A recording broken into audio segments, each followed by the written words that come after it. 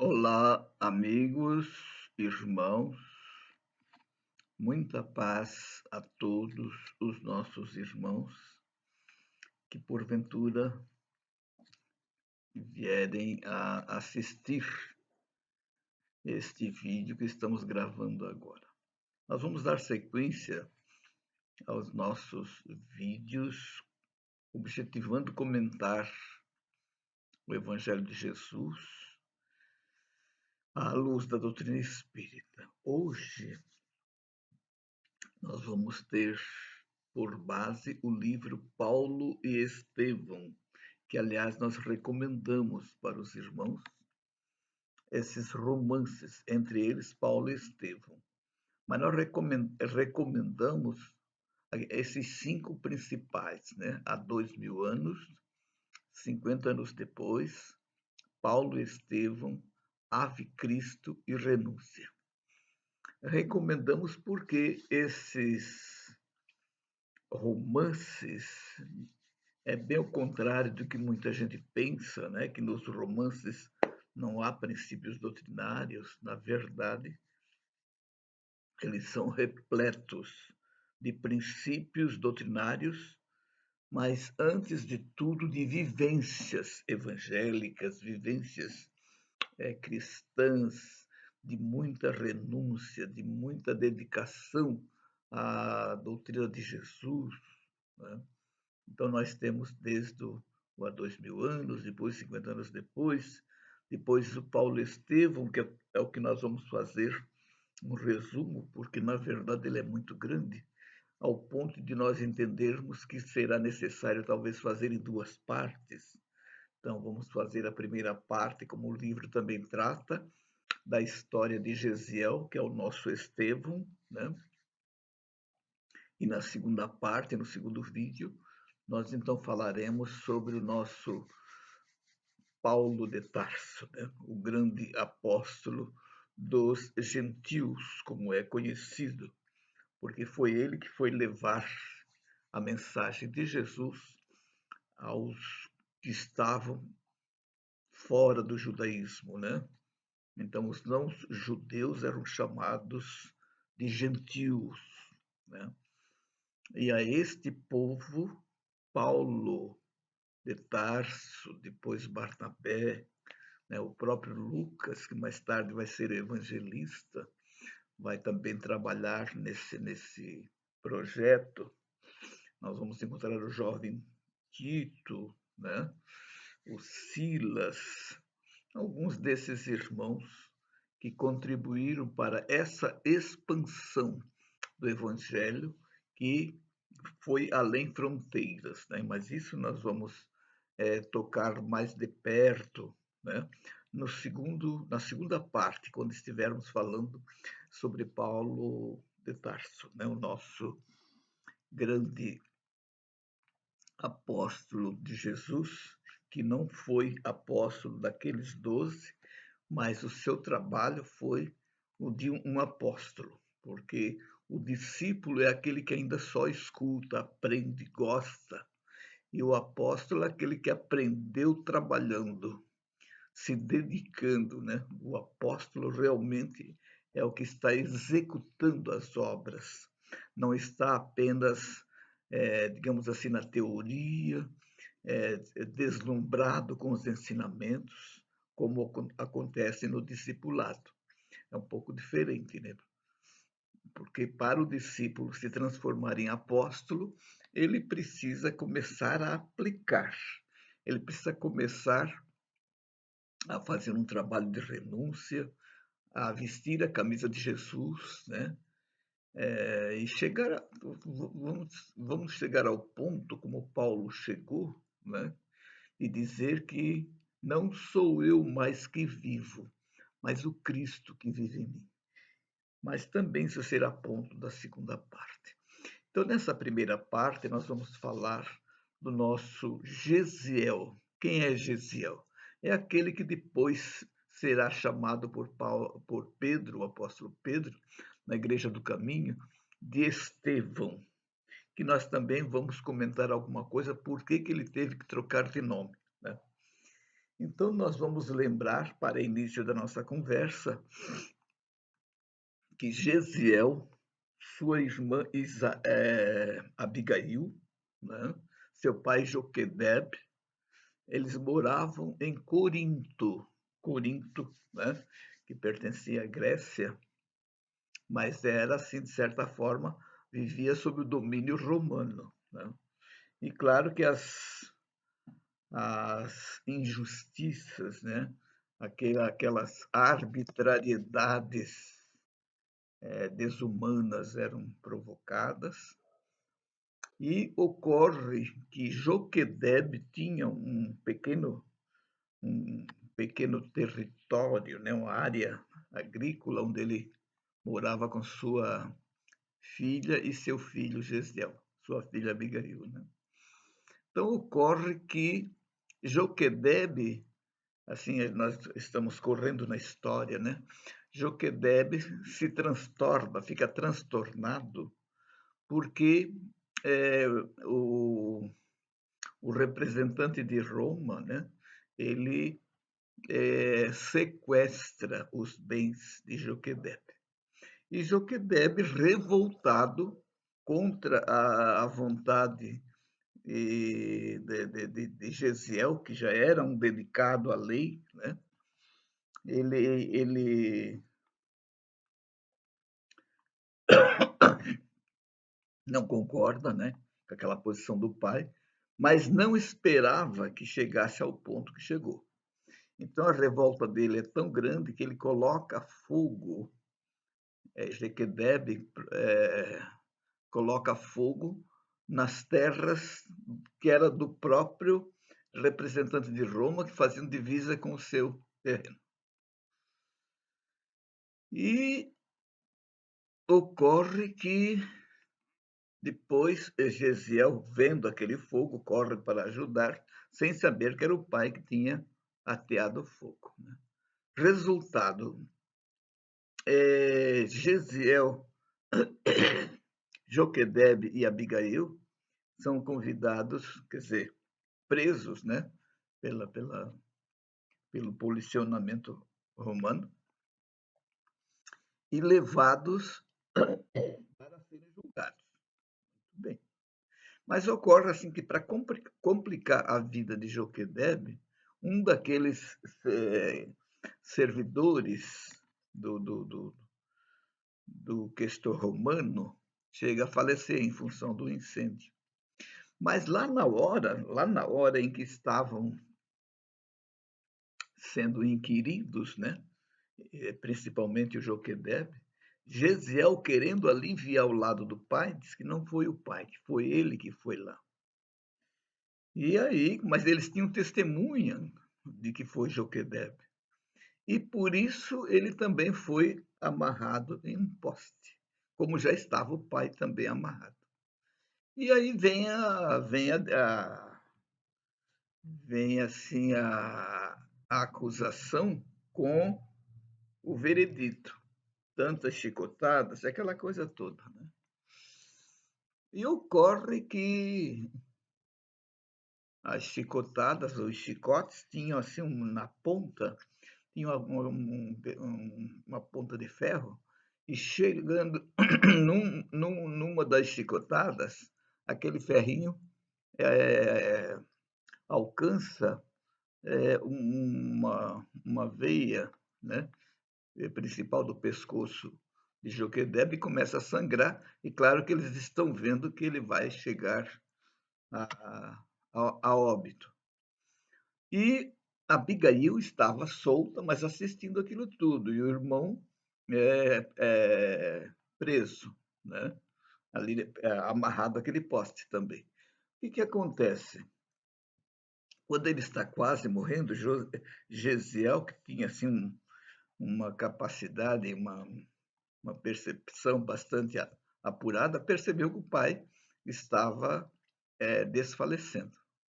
E aí ele pede, é um ponto assim que quando eu li isso no livro me chamou muita atenção, que Gesiel fala para Abigail, percebendo que o pai estava eh, se esvaindo em sangue, né, e que estava indo a óbito, ele diz assim: "Abigail, nesse momento nós temos que entender que nosso pai está desfalecendo. Então procure cantar a oração dos aflitos". Incrível nessa hora você ter esse equilíbrio, mas isso tudo mostrou o nível espiritual de Abigail e o nível espiritual de Jesiel, né. E ela canta aquela oração que está lá no livro dos aflitos, né, e o pai, desencarna ali. Então, muito bem, morto o Joquedebe, restava então que sentença dar para Jesiel, que tinha confessado, ser autor ou coautor do incêndio, lá das terras do Questor. Então, ele é condenado a ir para as galeras. As galeras, como os irmãos devem saber, são aquelas pessoas condenadas que vão para o fundo de um navio remar e, claro, dali só não sai nunca mais, só morto, né. E Gesiel vai para lá, né, para as galeras, e fica a Abigail fica ali, sabe. E aí tem alguém que se compadece dela e diz assim: "Aproveita e sai, e foge daqui de Corinto". Orienta ela e ela sai, porque ela queria ficar ali com o irmão, ficar com o corpo do pai, mas então ela sai, assim como quem: "Para onde eu vou?". E aí, o que que vem à mente? Ela lembra de uma família que ela conhecera, que eram amigos também da mãe, era Zacarias, né, Zacarias e a sua esposa.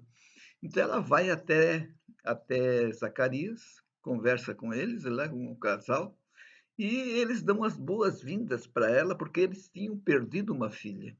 E eles acharam, assim, que foi o céu que mandou aquela filha. E claro, ela contou a história: "Não, nós estamos de partida para a Palestina, você vai conosco". E eles foram, Zacarias foi para lá e Abigail foi junto, né. Eles então, como que deram a vida para Abigail. Então, e aí ocorre que Gesiel vai para as galeras, mas ele era uma pessoa, assim, muito querida, uma pessoa bem espiritualizada, uma pessoa que só via o bem.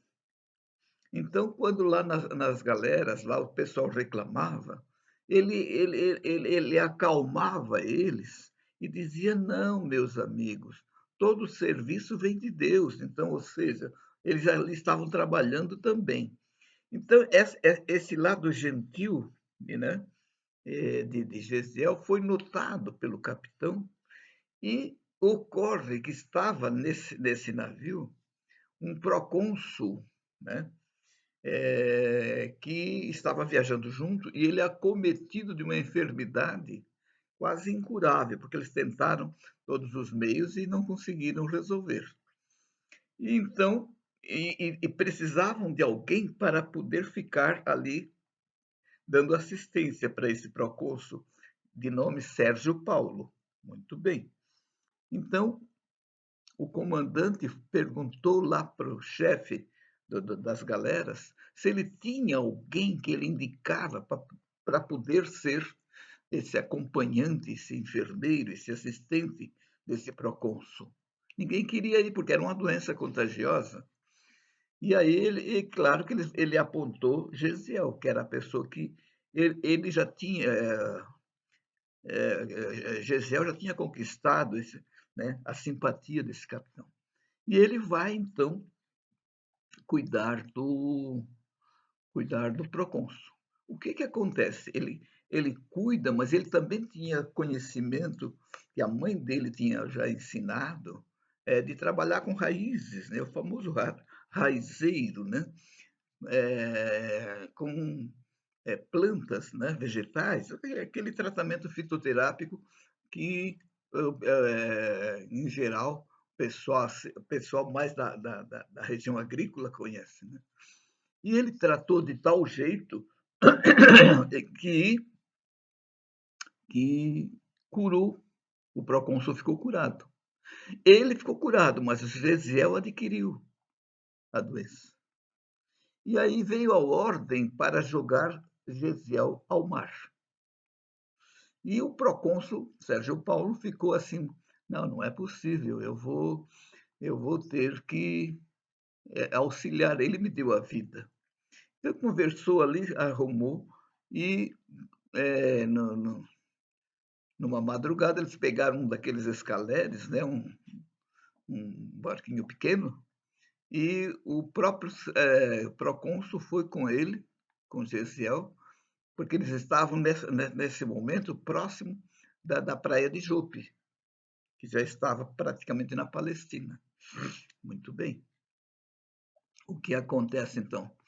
O procônsul deu algum numerário para ele, pediu para ele não contar a história para ninguém, né, porque ele não podia aparecer, porque ele ia ser dado como morto, e dizer depois que Gesiel foi jogado ao mar, né? Então ele teria que deixar que essa história ficasse no anonimato. Então ele deixa próximo da praia de Jope o Sérgio Paulo e volta para o navio. Mas ele estava quebrado, muito doente, que era uma doença bastante que atacava bem, né? Bastante, deixava a pessoa realmente assim com poucas forças. E aí ele vai indo, né, a pé mesmo, e aí chega uma hora que ele tem que descansar. Então ele vai descansando, fica ali descansando, mas de repente ele é assaltado e levam aquele dinheiro que ele tinha, deixaram ele praticamente sem dinheiro. Mas aí ele conversa com eles, né, acerca da que ele estava procurando um socorro. E alguém dali soube, né, sabia que existia um homem que frequentava a Igreja do Caminho, né, e que talvez pudesse ajudá-lo. E aí se propuseram a levar até a esse homem recebeu o Gesiel e levou ele lá para a Casa do Caminho, onde Pedro e os apóstolos trabalhavam. Esse nome Casa do Caminho, eles davam porque era uma casa grande que ficava num caminho, não era uma estrada nem uma rua, era só como fosse uma trilha. Por isso era chamada Igreja do Caminho. E até então os próprios seguidores de Jesus eram chamados seguidores do caminho ou caminheiros, né? Então acontece que Pedro recebe o Gesiel e ele é tratado, porque a Igreja do Caminho pregava o Evangelho, mas também tratavam as pessoas, né? Também tratavam as pessoas. Era um tipo de hospital, né? Onde internavam por tempo ilimitado, né? Ali tinha leprosos, tinha de todos os tipos de pessoas necessitadas. E claro que era pregado o Evangelho de Jesus, né? Que o Evangelho nessa época só existia em termos de pergaminho as anotações de Levi, né, que é o nosso Mateus, que fez as primeiras anotações do Evangelho. Então, nós vamos perceber que essas anotações foram assim as primeiras páginas que foram lidas, né, no cristianismo nascente, né? Muito bem. Então, Pedro, depois que o Gesiel fica curado, ele vai conversar, né, com Gesiel, e Gesiel pega uma confiança muito grande nele e conta a história, né, do que tinha acontecido com ele. E aí Pedro diz, então nós temos que salvaguardar, né, esse teu benfeitor, né, Sérgio Paulo, para que ele não tenha nenhuma situação negativa contra ele, né? E então nós vamos ter que mudar o teu nome. Então, Gesiel, você, Gesiel, vai se passar a chamar Estevão de hoje em diante, né? De hoje em diante. E Estevão começou a estudar, né, a estudar as anotações de Levi, e também ficou sabendo que aquele Jesus que ele estava esperando, porque ele, Gesiel, era um estudioso da lei antiga, dos profetas, e os profetas haviam, né, profetizado, né, que o Messias viria, e o que aconteceria com o Messias. Então, quando Pedro conta para ele, ele não tem dúvida de que esse Messias é aquele que ele estava esperando, mas que já veio. Então ele passou a estudar o Evangelho e se transformou no grande pregador, né? No grande pregador é, do Evangelho. Né? Então a gente vai verificar que a irmã dele, que estava lá morando com Zacarias, né, e sua esposa, ela passa a receber as visitas, e hoje nós chamaríamos de namoro, né, com um doutor da lei chamado Saulo de Tarso. E ela conta a história dele e que está procurando Gesiel e pede para ele, Saulo, que era um doutor da lei, que era uma autoridade, envidar esforços para ver se achava o Gesiel. E ele promete fazer de tudo, etc, etc, mas nem Abigail, nem ele sabia que Gesiel era aquele Estevão. E ele próprio, Saulo, vai lá visitar a casa do caminho no dia em que Estevão estivesse pregando o evangelho, porque ficou conhecido, ficou famoso, né? O Estevão, as suas pregações, curas, ele passou a realizar. E Saulo de Tarso era um defensor de Moisés, assim, né, a todo preço, a todo custo. Então, na pregação, quando ele fala que Jesus era maior que Moisés, nossa, ele blasfemou, etc, etc, etc, e fez de tudo. Saulo reuniu as autoridades do Sinédrio para poder mandar prender Estevão. Né? E não só Estevão, foi preso também os apóstolos, alguns apóstolos, Pedro, João. Né? Mas aí nós tínhamos, né? Eu digo nós, porque Deus sempre faz com que espíritos mais de maior luminosidade, maior evolução espiritual, estejam no meio, muitas vezes, de situações turbulentas para tentar amenizar. Né? E lá no meio, lá no Sinédrio, tinha um sábio, um daqueles doutores da lei, chamado Gamaliel, que foi o mestre do doutor Saulo, que na aposentadoria de Gamaliel, Saulo iria assumir o lugar dele. Então, esse Gamaliel vai ao encontro de Saulo pedir que ele libertasse o Estevão e aqueles outros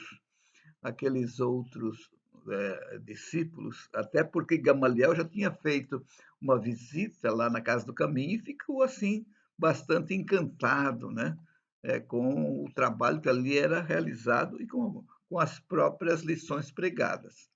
E nessa oportunidade da visita que ele fez à Casa do Caminho, Pedro deu de presente para ele um rolo daquele das anotações de Levi, que levou como presente.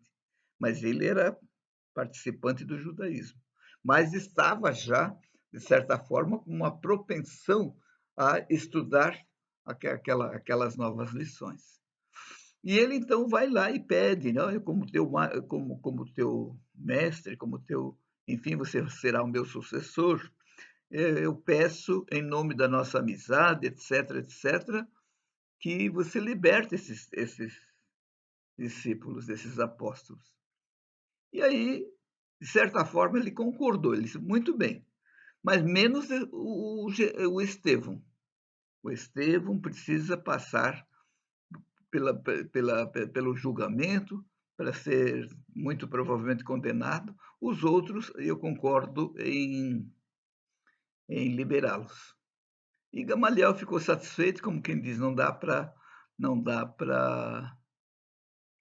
ganhar em tudo. Então, ele sabia que não dava para também conseguir a liberdade de Estevão.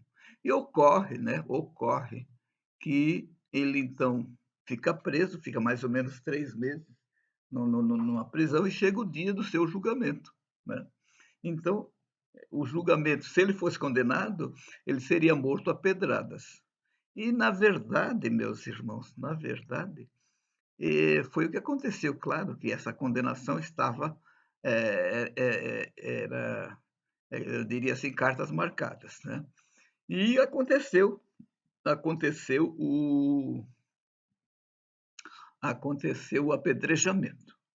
E um dia antes ele tinha estado lá, na estrada de Jope, na casa de Zacarias, e falara para sua agora já noiva, ele já era noivo de Abigail, para que ela pudesse acompanhá-lo naquele julgamento daquele Estevão.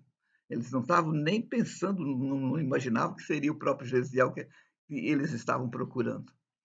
E ela resolve dizer assim: "Não, mas eu não gosto de assistir isso.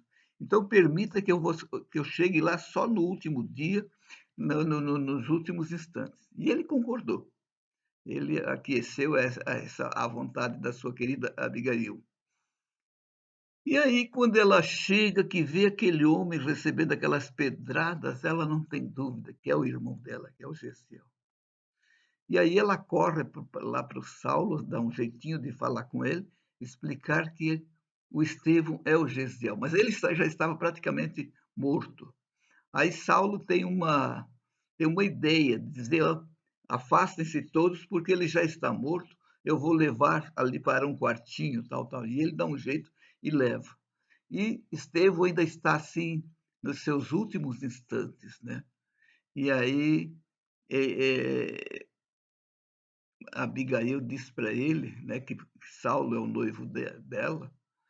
Então ele disse assim: "É, ele defendeu Moisés, mas o dia que ele conhecer Jesus, ele também vai defender Jesus". E pede para que ela perdoe ele, etc, etc. E desencarna ali, né, desencarna ali. Porém,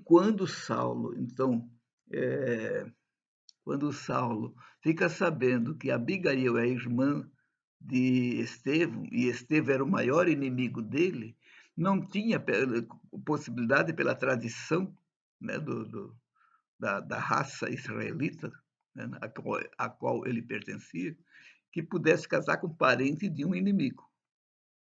Então ele rompe o noivado ali, naquela hora, né, naquela hora, e ela volta então lá para Jope, e depois ela vai ficar, de certa forma, enferma, né, e recebe lá a visita de Ananias.